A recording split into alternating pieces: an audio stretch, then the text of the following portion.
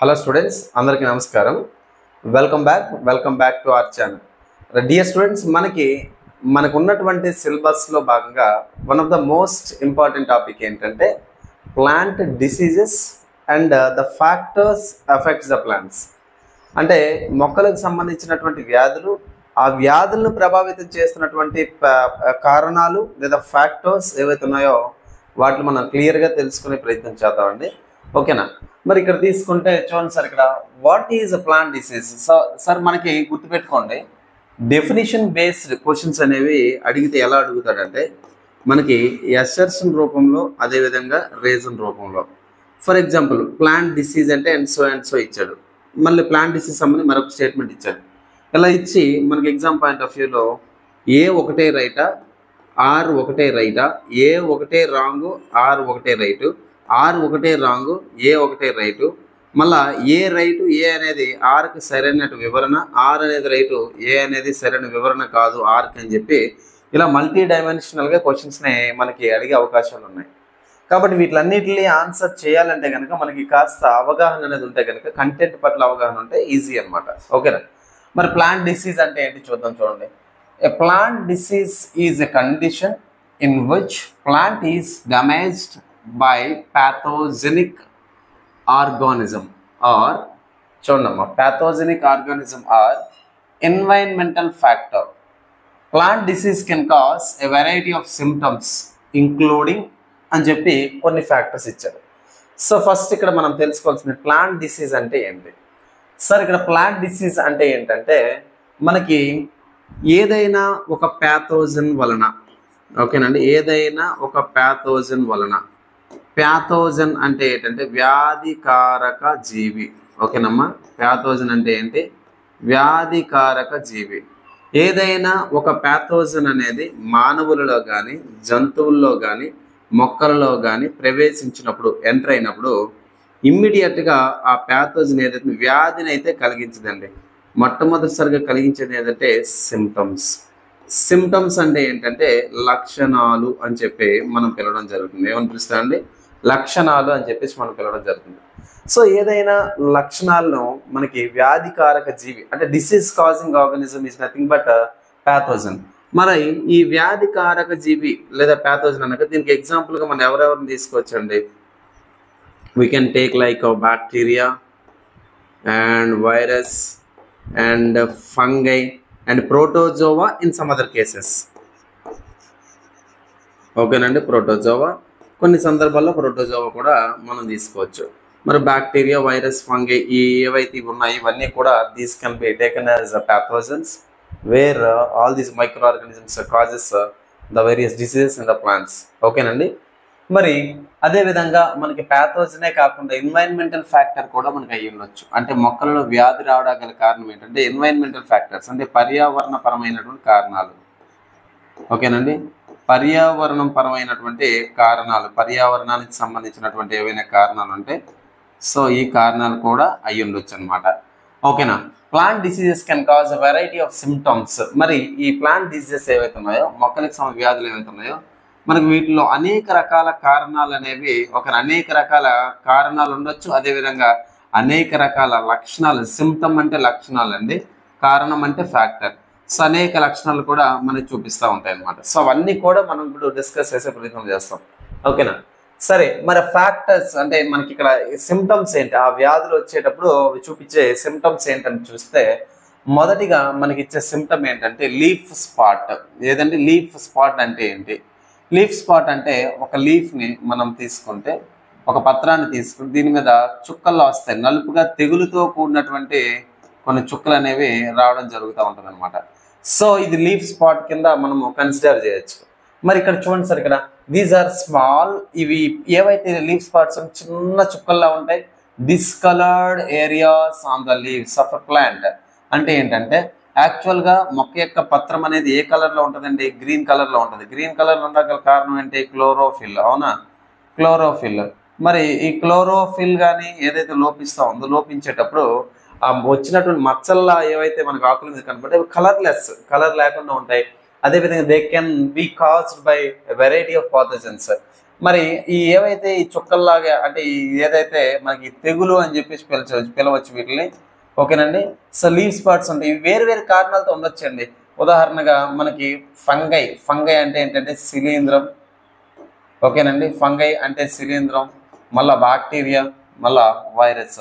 So ఇక్కడ ఉన్నటువంటి fungi వల్ల కానీ, బ్యాక్టీరియా వల్ల కానీ, వైరస్ వల్ల కానీ ఈ ప్లాంట్స్లో మనకి డిసీజెస్ రావడానికి అవకాశాలు ఉన్నాయన్నమాట, ఓకేనండి. డిసీజెస్, వ్యాధులు రావడానికి అవకాశాలు ఉన్నాయి. అయితే మనం ఇక్కడ గమనిస్తే ఇది first leaf spot. Second factor ఏంటంటే, సెకండ్ ఫ్యాక్టర్ వచ్చేసరికి మనకి విల్టింగ్.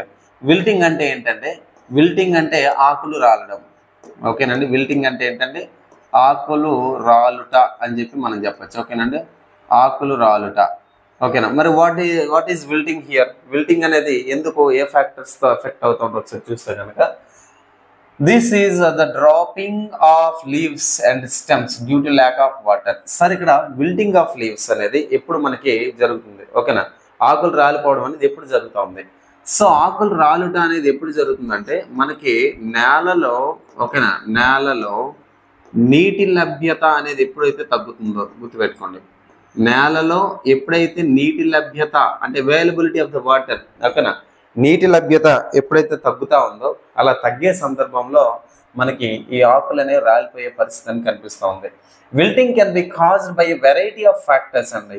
అంటే ఏంటంటే మనకి ఈ విల్టింగ్ అంటే ఆకులు రాలడం అనేది ఏదైతే ఉందో, ఈ ఆకులు రాలడానికి గల కారణాలు వెరైటీ ఆఫ్ ఫ్యాక్టర్స్, చాలా ఫ్యాక్టర్స్ ఉంటాయన్నమాట, ఓకేనా. అనేక కారణాలు ఉండొచ్చు. అండ్ ఉదాహరణగా తీసుకుంటే డ్రాట్, అంటే మనకి ఈ ఆకులు రాలట అంటే నీటి లభ్యత లేకపోవడం అనుకున్నాం కదా. సో దానికి కారణం కరువులు అయ్యి ఉండొచ్చు. అదేవిధంగా రూట్ రాట్ అంటే వేరు తెగులు, ఒక వేరు కుళ్ళు తెగులు అంటారండి, ఒక వేరు కుళ్ళు తెగులు అని చెప్పి పిలుస్తూ ఉంటారు. వేరు కుళ్ళు తెగులు అవ్వాలి. లేదా vascular will disease. Vascular will disease అంటే ఏంటంటే మొక్కల్లో, ఓకేనా, మొక్కల్లో జైలం అంటే మనం తెలుగులో ఏమని పిలుస్తామంటే దారువు అని చెప్పి మనం పిలుస్తాం. అదేవిధంగా మనకి ఇంకొక టిష్యూ ఏంటంటే ఫ్లోయం అంటారు, ఓకేనండి. ఫ్లోయం అంటే పోషక కణజాలం అని చెప్పి మనం పిలుస్తాం. ఏమని పిలుస్తాం అండి? పోషక కణజాలం అంటారు. సో దారువు మరియు పోషక కణజాలం, జైలం అండ్ ఫ్లోయం ఏవైతే ఉన్నాయో వీటిల్లో వాస్కులర్ టిష్యూస్లో ఏమైనా బ్యాక్టీరియా, ఫంగై లేకపోతే ఆల్గే, వైరస్ల వల్ల ఏమైనా ఇన్ఫెక్షన్స్ అనేవి వస్తే, ఓకే, ఏమైనా ఇన్ఫెక్షన్స్ అనేవి మనకి స్టార్ట్ అయినట్టయితే ఖచ్చితంగా మనకి ఏమవుతుందంటే విల్టింగ్, ఆకులు రాలిపోవడం అనేది ఒక కారణంగా మనం చెప్పొచ్చు. తర్వాత ఎల్లోయింగ్ ఆఫ్ లీవ్స్ అంటే ఆకులు అనేటివి ఏవైతే ఉన్నాయో మనకి పసుపు రంగులో, ఓకేనండి, ఆకులు అనేవి ఏవైతే ఉన్నాయో పసుపు రంగులో మారుట. మరి దీనికి ఏంటి చూడండి, this is also known as chlorosis. Sir ఇక్కడ ఆకులు పసుపు రంగులో మారడాన్ని ఏమని పిలుస్తారంటే క్లోరోసిస్ అని చెప్పి పిలుస్తారండి. ఏమని పిలుస్తారు? క్లోరోసిస్ అని చెప్పి మనం పిలవచ్చు. సో ఆకులు అనేవి పసుపు రంగులో మారిపోవడాన్ని మనం క్లోరోసిస్ అని చెప్పేసి మనం పిలుచుకోవచ్చండి. And it's caused by lack of chlorophyll. ఇది వెరీ ఇంపార్టెంట్ అండి. మరి మొక్కల యొక్క పత్రాలు అనబడేవి ఏవైతే ఉన్నాయో మనకి ఇక్కడ ఏంటి, ఎల్లోయింగ్ ఆఫ్ లీవ్స్, ఓకేనా. ఎల్లోయింగ్ ఆఫ్ లీవ్స్ అంటే ఏంటి, ఇక్కడ మొక్కల యొక్క పత్రాలు అనేవి ఏ రంగులో మారిపోతూ ఉన్నాయి? పసుపు రంగులో. ఏ రంగులో మారుతున్నాయండి? మొక్కల యొక్క పత్రాలు అనేవి పసుపు రంగులో మారుతూ ఉన్నాయి. సార్ మొక్కల యొక్క పత్రాలు అనేవి ఏ రంగులో ఉంటాయండి? ఆకుపచ్చ రంగులో ఉంటాయి అన్నమాట. అవునా కాదు? అందరికీ తెలిసిందే కదా. మరి ఆకుపచ్చ రంగులో ఉండగల కారణం ఏంటంటే, ఉన్నటువంటి కారణం అంటే పిగ్మెంట్ ఏంటండి? క్లోరోఫిల్. ఏదండి? క్లోరోఫిల్. మరి క్లోరోఫిల్ అనేది ఏదైతే ఉందో మనకి క్లోరోఫిల్ ఉండడం వలన పత్రాలు అనేవి గ్రీన్ కలర్లో కనబడతా ఉన్నాయి. కానీ ఇక్కడ ఏమనుకుంటున్నాం మనం? ఎల్లోయింగ్ లీవ్స్ అన్నాం. అంటే ఈ ఆకులు పసుపు రంగులో మారిపోవడాన్ని మనం ఏమని పిలుస్తాం? Yellowing of leaves. దీన్నే మనం ఏమని పిలుస్తాం? క్లోరోసిస్ అంటా ఉన్నాం. క్లోరోసిస్ అంటే ఏంటంటే మొక్కల లోపల పత్రహరితం అనేది లోపించడం వలన, ఓకేనండి, పత్రహరితం అంటే we can call it as chlorophyll అనేది లోపించడం వలన ఈ వ్యాధి అనేది వస్తూ ఉంది. అండ్ అదేవిధంగా చూడండి, the green pigment that plants use to photosynthesis. అంటే ఏం లేదండి, క్లోరోఫిల్ అనేది గ్రీన్ పిగ్మెంట్ కిరణజన్య సంయోక్రియకు ఈ క్లోరోఫిల్ ఉపయోగపడుతుంది. ఎలా ఉపయోగపడుతుంది? క్లోరోఫిల్ అనేది ఏదైతే ఉందో, ఓకేనా, సో క్లోరోఫిల్ అనేది ఏదైతే ఉందో ఈ క్లోరోఫిల్ అనేది సూర్యరశ్మిని, ఏదండి, సూర్యరశ్మి, ఓకేనా, సూర్యరశ్మి లేదు సూర్యకాంతిని ఏ రూపంలో తీసుకుంటుందండి? ఫోటాన్ల రూపంలో తీసుకుంటుంది. ఏ రూపంలో తీసుకుంటుందండి? ఫోటాన్ల రూపంలో తీసుకుంటూ ఉంటుంది. మరి ఫోటాన్ల రూపంలో ఈ క్లోరోఫిల్ అనేది వీళ్ళ కాంతిని ఫోటాన్ల రూపంలో తీసుకుని ఆహారం మొక్కలు అనేవి పిండి పదార్థం తయారు చేసుకుని ఉపయోగపడతా ఉంటాయి. సో పిండి పదార్థం అనేసరికి what is the formula for that is C6H12O6. ఓకేనా. సో గ్రీన్ కలర్ లో ఉండగల కారణం క్లోరోఫిల్ అన్నాం, ఇది కిరణజన సంయోగానికి ఉపయోగపడతా ఉన్నాం. అదే విధంగా చూడండి sir, chlorosis can be caused by variety of factors. మళ్ళీ క్లోరోసిస్ అంటే ఇక్కడ క్లోరోఫిల్ లేకుండా ఉండడం అనేది ఏదైతే ఉందో దీనికి అనేక కారణాలు ఉన్నాయంట. ఓకేనా.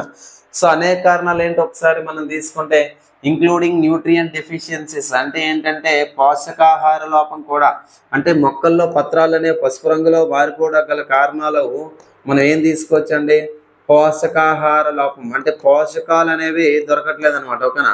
సో పోషకాలు దొరకకపోయినా ఐరన్ డెఫిషియన్సీ మొక్కలలో ఇనుము అనేది ఏదైతే ఉందో, ఓకేనా, మొక్కలలో ఇనుము అనేది ఏదైతే ఉందో ఇది లోపించడం వల్ల కానీ, అండ్ అదేవిధంగా వైరల్ ఇన్ఫెక్షన్స్ అంటే ఏంటంటే వైరస్ వలన, ఓకేనా, వైరస్ వలన వచ్చినటువంటి అబ్నార్మాలిటీస్ అపస్థితి ఏదైతే ఉందో దాన్ని వైరల్ ఇన్ఫెక్షన్స్ అని చెప్పి మనం పిలవచ్చు. నాన్న ఏమని పిలవచ్చు, వైరల్ ఇన్ఫెక్షన్స్ అని చెప్పి మనం పిలవచ్చు అనమాట. వెరీ వెరీ ఇంపార్టెంట్, గుర్తుపెట్టుకోవాలి కూడా మీరు. ఓకేనా. అండ్ తర్వాత చూడండి ఫ్రూట్ రాట్ అంటే ఈ పండ్ల తెగులు. ఓకేనా. పండ్ల తెగులు తీసుకున్నట్టయితే, ఓకేనండి, ఇది పండ్ల కుళ్ళు తెగులు అనమాట. This is the decay of fruit అంటే ఏంటంటే పండ్లు అనేవి ఏవైతే ఉన్నాయో ఈ పండ్లు అనేవి మనకి కుళ్ళిపోవడం అనేది మనం చూస్తూ ఉంటాం. ఓకేనండి, పండ్లు అనేవి కుళ్ళిపోవడం చూస్తాం, దాన్ని డికే ఆఫ్ ఫ్రూట్ అని చెప్పి మనం పిలుస్తూ ఉంటాం. Which can be caused by variety of pathogens. ఇది కూడా వేరు రకాల వ్యాధికారక జీవుల వలన జరుగుతూ ఉంది. పండ్లు అనేవి కుళ్ళిపోవడానికి గల కారణం, ప్రధాన కారణం ఏంటో తెలుసా అండి, పండ్లు కుళ్ళిపోవడానికి ప్రధానమైన కారణం ఏంటంటే ఫంగై అంటే శిలీంధ్రం అని చెప్పి మనం పిలుస్తాం. ఏమని పిలుస్తామండి, ఫంగై అంటే శిలీంధ్రం అని చెప్పి మనం పిలవడం జరుగుతుంది. ఏమని పిలుస్తామండి, శిలీంధ్రం అంట. ఫంగై అంటే శిలీంధ్రం అంటే, ఓకేనా. సో శిలీంధ్రాల వల్ల కుళ్ళిపోవచ్చు, లేదనుకుంటే బ్యాక్టీరియా వల్ల కుళ్ళిపోవచ్చు, లేదనుకుంటే వైరస్ వల్ల కూడా పండ్లు అనేవి కుళ్ళొచ్చు అనమాట. ఓకేనా. సో మనకి వివిధ రకాల కారణాల వలన పండ్లు అనేవి కుళ్ళిపోవడం అనేది మనం చూస్తూ ఉంటాం అనమాట. ఓకేనండి. రూట్ రాట్, ఓకేనా, రూట్ రాట్ ఇది కూడా వేరు కుళ్ళు తెగులు అంటారు. ఓకేనండి, రూట్ రాట్. మరి రూట్ రాట్ ఏంటో ఒకసారి చూద్దామండి. This is the decay of the roots of a plant అంటే మొక్కల యొక్క వేర్లు అనేటివి ఏవైతే ఉన్నాయో, ఓకేనండి, మొక్కల యొక్క వేర్లు అనేటివి ఏవైతే ఉన్నాయో వేర్లు అనేవి కుళ్ళిపోవడం. ఓకేనా, మొక్కల యొక్క వేర్లు అనేవి ఏవైతే ఉన్నాయో సో ఇవి కుళ్ళిపోవుట అనేది మనకు కనిపిస్తూ ఉంది. Which can be caused by variety of pathogens. ఇక్కడ మొక్కల యొక్క వేర్లు కూడా మనకి కుళ్ళిపోవడానికి అనేక రకాల కారణాలు ఉన్నాయన్నమాట. అనేక రకాల వ్యాధికారక జీవులు ఉన్నాయి. ఓకేనండి, అనేక రకాల వ్యాధికారక జీవులు అనేటివి ఉన్నాయన్నమాట వేర్లు కూడా తెగిపోవడానికి. ఓకేనా, వేర్లు కూడా కుళ్ళిపోవడానికి. సో ప్యాథోజన్ అంటే మీకు ఆల్రెడీ చెప్పాను వ్యాధికారక జీవులు. మరి వ్యాధికారక జీవులు వేర్లు కుళ్ళిపోవడానికి గల కారణమైన వ్యాధికారక జీవులు ఏమున్నాయా సార్ అంటే, ఒకటోది ఎవరున్నారంటే ఫంగై ఉన్నారండి. ఫంగై అంటే మనం ఏమని పిలుస్తాం సార్, శిలీంధ్రం అంటామండి. తర్వాత ఇంకెవరి కారణంగా తీసుకోవచ్చు, బ్యాక్టీరియాను మనం కారణంగా తీసుకోవచ్చు. ఎవరిని తీసుకోవచ్చు అని మనం బ్యాక్టీరియాని కారణంగా తీసుకోవచ్చండి. తర్వాత ఊమైసిటిస్. ఓకేనా, ఊమైసిటిస్ కూడా సింపుల్గా చెప్పాలంటే దీన్ని మైసిటిస్ అంటారు. ఏమంటారంటే మైసిటిస్. ఇది కూడా మనకి వేర్లు అనేవి ఏవైతే కుళ్ళిపోవడానికి కారణంగా మనం తీసుకోవచ్చు అనమాట. ఓకేనా. సో ఇవి మోస్ట్ ఇంపార్టెంట్ థింగ్స్ అండి. ఇవన్నీ కూడా మన పాయింట్స్ చాలా జాగ్రత్తగా మనం గుర్తుపెట్టుకోవాల్సినటువంటి అవసరం ఉంది. ఓకేనా. మరి నెక్స్ట్ ఏముందో ఒకసారి చూద్దాం సార్. తర్వాత మనం తీసుకుంటే ఒకసారి చూడండి సార్, ఆ కాజెస్ ఆఫ్ ప్లాంట్ డిసీజ్. మన ప్లాంట్ డిసీజ్ అనేది రావడానికి గల వివిధ రకాల కారణాలు ఏంటి మీకు మనం ఆల్రెడీ మాట్లాడామండి. మొక్కల్లో వ్యాధులు రావడానికి గల కారణం ఏంటి అంటే పోషకాల లోపం. ఏంటంటే మొక్కల్లో వ్యాధులు రావడానికి గల కారణం పోషకాల లోపం అనుకున్నాం. అదేవిధంగా వివిధ రకాల ప్యాథోజన్స్ వ్యాధికారక జీవులు. ఓకేనా. సో వివిధ రకాల వ్యాధికారక జీవులు అని చెప్పి మనం పిలుచుకున్నాం. ఏమని పిలిచామండి, వివిధ రకాల వ్యాధికారక జీవులు అన్నాం. మరి ఈ వ్యాధికారక జీవులు అని చెప్పేసి మనం ఎవరెవరిని పిలుస్తూ ఉన్నామండి, బ్యాక్టీరియాని పిలుస్తూ ఉన్నాం. ఎవరిని పిలుస్తామండి, బ్యాక్టీరియాని పిలుస్తూ ఉన్నాము. మళ్ళా శిలీంధ్రం తీసుకున్నాం. ఏం తీసుకున్నామండి, శిలీంధ్రం తీసుకున్నాం. మళ్ళా మనం వ్యాధికారక జీవులకు ఉదాహరణగా మనం ఎవరిని తీసుకున్నాం అండి, వైరస్ని తీసుకున్నాం. ఓకేనండి. అదేవిధంగా నేను ప్రోటోజోవా అని కూడా మెన్షన్ చేశానండి.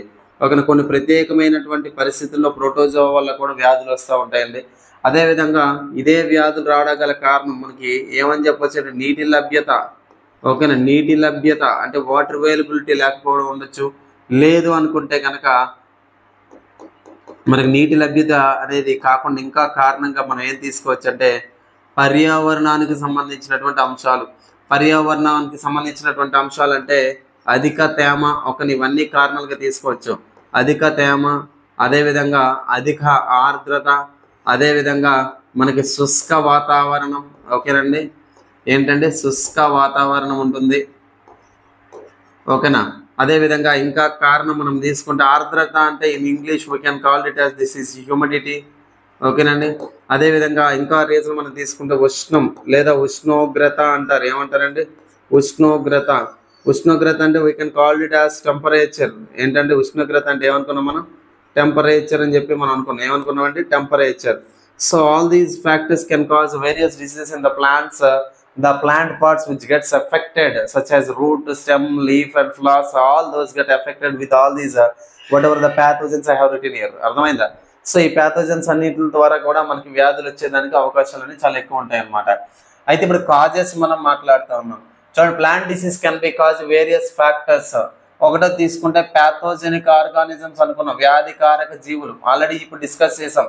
ఏవేవి తీసుకున్నాం? శైవలం అంటే శిలీంధ్రం అని, ఫంగై అంటే బాక్టీరియా తీసుకున్నాం, వైరస్ తీసుకున్నాం, మళ్ళీ ఊమైసిటిస్ తీసుకున్నాం. కాబట్టి ఇక్కడ మనం ఎగ్జాంపుల్లో ఇంకా మనం ఏం తీసుకోవచ్చు అంటే మైసిటిస్ తీసుకోవచ్చు. సో షార్ట్ కట్ మీరు మైసిటిస్ అని చదువుకోండి, ఊమైసిటిస్ అని అవసరం లేదు. ఓకేనా, సో ఇవన్నీ కూడా మనకు వ్యాధికారక జీవులుగా తీసుకున్నాం. తర్వాత ఎన్వైరన్మెంటల్ ఫ్యాక్టర్స్ అన్నాం. ఎన్వైరన్మెంటల్ ఫ్యాక్టర్స్ తీసుకుంటే ఉదాహరణగా ఓకేనా అంటే పర్యావరణ సంబంధిత కారణాలు తీసుకుంటే మనకి ఏం తీసుకోవచ్చండి? కరువులు తీసుకోవచ్చండి. ఏం తీసుకోవచ్చండి? కరువులు ఉదాహరణగా తీసుకోవచ్చు. అదేవిధంగా ఫ్లడ్డింగ్ అంటే వరదలండి. ఫ్లడ్డింగ్ అంటే ఏంటంటే వరదలు. సో వరదలు ఎగ్జాంపుల్గా తీసుకోవచ్చు. అదేవిధంగా హై టెంపరేచర్ అంటే ఏంటంటే అధిక ఉష్ణోగ్రత అని చెప్పి మనం పిలుస్తారు. ఏమని పిలుస్తారంటే హై టెంపరేచర్ అన్నాం కదా. సో దట్ ఈజ్ చూడండి, అధిక ఉష్ణోగ్రత అనేది ఏదైతే ఉందో అధిక ఉష్ణోగ్రత కారణం. అదేవిధంగా మనకి ఇంకా లో టెంపరేచర్, అల్ప ఉష్ణోగ్రత కూడా కారణం అండి. ఓకేనా, అధిక ఉష్ణోగ్రతతో పాటుగా మనకి ఏంటంటే అల్ప ఉష్ణోగ్రత, ఏదైనా అల్ప ఉష్ణోగ్రత అనేది కూడా మన ఎగ్జాంపుల్గా మనం తీసుకోవచ్చండి. తర్వాత న్యూట్రియంట్ డెఫిషియన్సీస్, మీకు ఆల్రెడీ చెప్పాను. న్యూట్రియంట్ డెఫిషియన్సీ పోషక లోపాలు. ఒక పోషకాలు అనబడి ఏవైతే ఉన్నాయో ఈ పోషకాలు అనేసరికి మళ్ళీ మనకి ఎవరెవరు ఉంటారండి? మైక్రో న్యూట్రియంట్స్ ఉంటారండి. ఎవరు ఉంటారండి? మైక్రో న్యూట్రియంట్స్ అంటే సూక్ష్మ పోషకాలు అని చెప్పి పిలుస్తూ ఉంటారు. ఏమని పిలుస్తారండి? సూక్ష్మ పోషకాలు. అదేవిధంగా మనకి ఇంకా ఎవరో ఫ్యాక్టర్స్ ఎఫెక్ట్ చేస్తారు? Macro nutrients. ఓకేనా, మ్యాక్రో న్యూట్రియంట్స్ అంటారు. అంటే స్థూల పోషకాలు అని చెప్పి పిలుస్తూ ఉంటారు. ఏమని పిలుస్తారండి? స్థూల పోషకాలు అంటారు. సో వీళ్ళిద్దరూ కూడా మనకి ఎఫెక్ట్ చేస్తుంటారు. ఇక్కడ ఉన్నటువంటి మ్యాక్రో కానీ ఇక్కడ ఉన్నటువంటి మైక్రో కానీ మనకి పోషకాలకు సంబంధించి మనకి ఎఫెక్ట్ చేస్తూ ఉంటారండి. తర్వాత కల్చరల్ ప్రాక్టీసెస్ అంటే ఏంటి అంటే మనకి కల్చరల్ ప్రాక్టీసెస్ అంటే ఏంటంటే ఇక్కడ మనకి మొక్కలు నాటేటప్పుడు చూడండి, ఇక్కడ మొక్కలు నాటేటప్పుడు చాలా ఇంపార్టెంట్ అండి.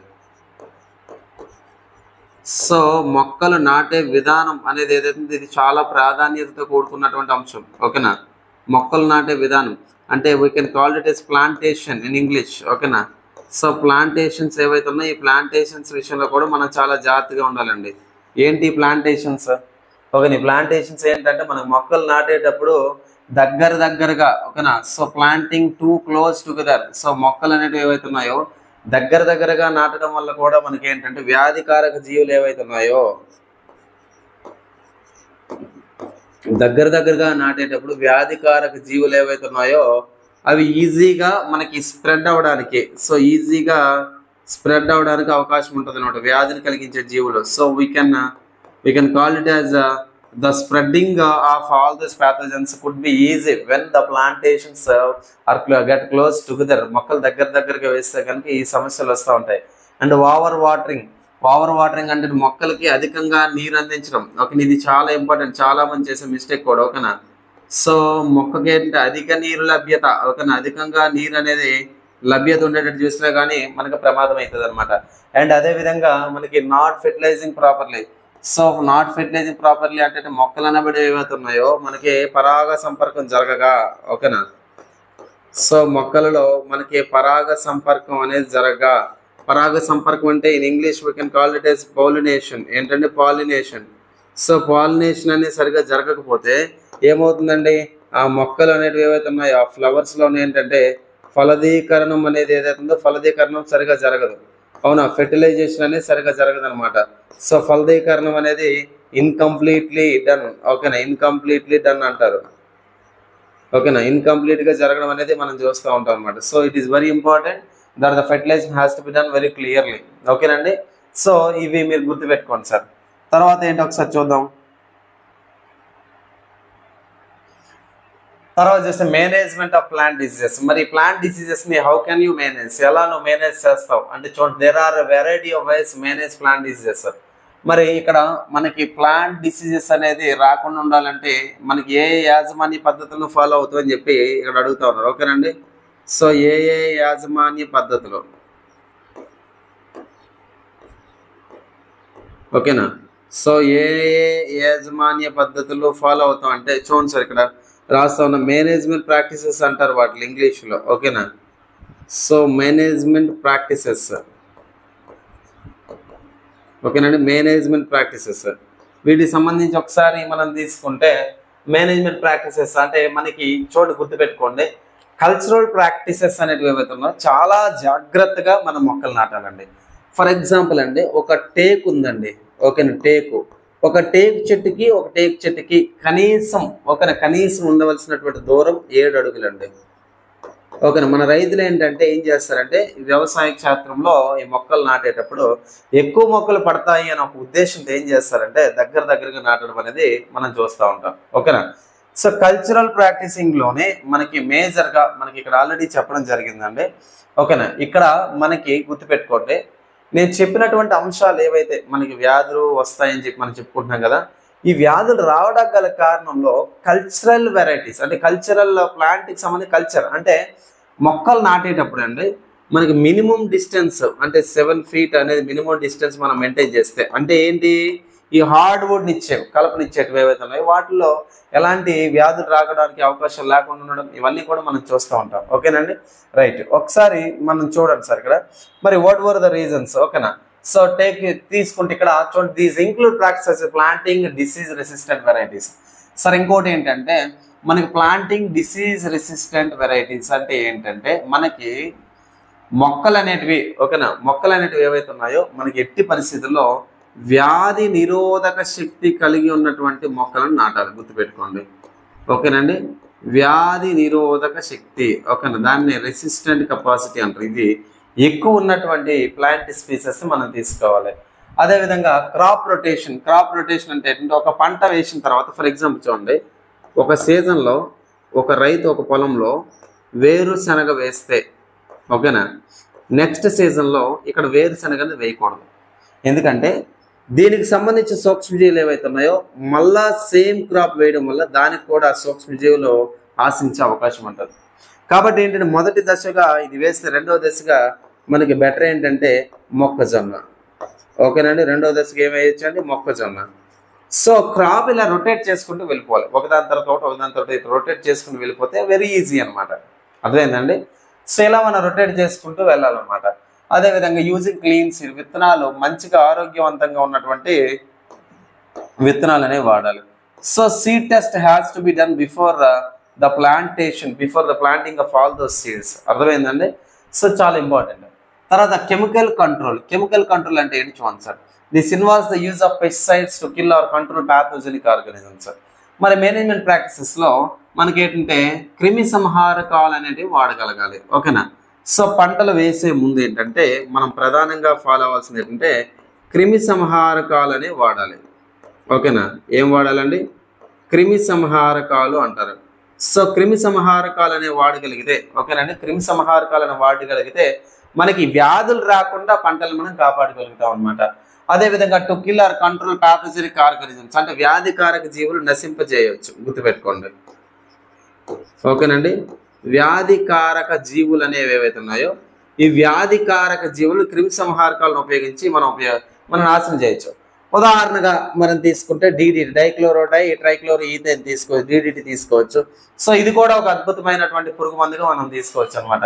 తర్వాత బయలాజికల్ కంట్రోల్, ఓకేనా. సో బయలాజికల్గా ఎలా మనం కంట్రోల్ చేసుకోగలుగుతామో, ఓకేనా. సో మనకి ఇక్కడ ఏంటంటే అండి మనకి ఇక్కడ ఎలా సార్ అంటే ఫర్ ఎగ్జాంపుల్ ఒక పంట ఉందండి, ఓకేనా. ఈ పంట ఏం వేసాం, మనం మొక్కజొన్న వేసాం. ఏం వేసామంటే మొక్కజొన్న వేసాం. ఓకేనా. ఈ మొక్కజొన్న పంట అనేది దీనిలో కొన్ని ఈ పంటను నాశనం చేస్తున్నటువంటి క్రిములు ఉన్నాయి. ఫర్ ఎగ్జాంపుల్ ఈ పంటను నాశనం చేసే బ్యాక్టీరియా లేకపోతే ఇంకేదో క్రిములు ఉన్నాయి. వాటిని ఫర్ ఎగ్జాంపుల్ చిన్న చిన్న కీటకాలు తినడానికి వచ్చి చిన్న కీటకాలు తినడానికి వచ్చి తూనేగలు, డ్రాగన్ ఫ్లైస్ అంటారన్నమాట. ఆ తూనేగలు తినేస్తుంటాయి అనమాట. అంటే బయోలాజికల్గా కొన్ని రకాల కీటకాలను మనం ఇంట్రడ్యూస్ చేయాల్సినటువంటి అవసరం ఉందన్నమాట. అండ్ తర్వాత ఇక్కడ చూడండి, హోస్ట్ రెసిస్టెన్స్. హోస్ట్ రెసిస్టెన్స్ అంటే ఏంటి? This is the ability of the plant to resist infection by a pathogen. అంటే ఏంటంటే హోస్ట్ అంటే అతిథేయి అంటారు. ఓకేనా. హోస్ట్ అంటే ఏంటంటే అతిథేయి. ఈ అతిథేయి అంటే ఏంటంటే ఎవరైతే ఒక వ్యాధికారక జీవి వచ్చి ఎవరి మీద అయితే డిపెండ్ అవుతుందో వాడు అతిథేయి అవుతాడండి. ఓకేనా. అతిథేయి అవుతాడు. ఎవడైతే వచ్చి వాళ్తా ఉన్నాడో వాడిని పరాన్న జీవి అంటారు. సో పరాన్న జీవి అంటే we can call it as a parasite. Okay, parasite. ఇక్కడ ఈ హోస్ట్ అనేది ఏదైతే ఉందో ఈ హోస్ట్కి రెసిస్టెన్స్ అనేది వచ్చేటట్టు మనం చూసుకోవాలి. ఏం చూసుకోవాలండి? Resistance. Okay. Conclusion, plant diseases can cause significant damage to crops and forest. అయితే అండి మొక్కల్లో వచ్చే వ్యాధులు అనేవి ఏవైతే ఉన్నాయో, ఓకేనా, ఈ మొక్కల్లో వచ్చే వ్యాధులు ఏవైతే ఉన్నాయో ఇవి సిగ్నిఫికెంట్ డ్యామేజ్ టు క్రాప్స్, పంటలకి అత్యున్నత స్థాయిలో పంటలు నాశనం చేస్తాయి. అదేవిధంగా ఫారెస్ట్లు కూడా, ఫారెస్ట్ అంటే ఏంటంటే అడవులు. ఓకేనా. అదేవిధంగా అడవులు కూడా అత్యున్నతంగా నాశనం చేస్తాయి. By understanding the causes of plant diseases and the methods of managing them, we can help to protect our plants, ensure a healthy food supply.